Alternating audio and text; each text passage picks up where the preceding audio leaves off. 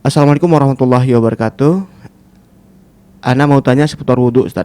Apakah bila kita telah berwudhu lalu tanpa sengaja bersentuhan dengan anak kecil kelas 2 SD, lawan jenis yang bukan mahram, yang belum balik, dapatkah membatalkan wudhu, Ustaz? Permasalahan adalah permasalahan yang diperselisihkan oleh para ulama Islam.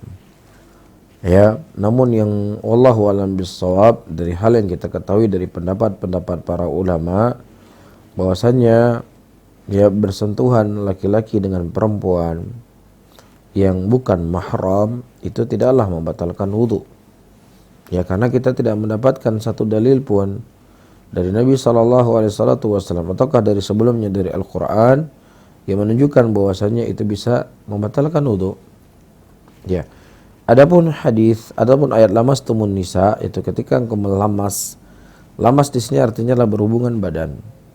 Ya, ketika dia sudah melakukan berhubungan badan, maka batal wudunya kalau dia berwudu. Ya, sudah batal wudunya, maka dia wajib untuk mandi besar untuk menghilangkan janabahnya. Ya, adapun bersentuhan seperti yang ditanyakan, maka ini wallahu a'lam bishawab tidak membatalkan wudu. Nah.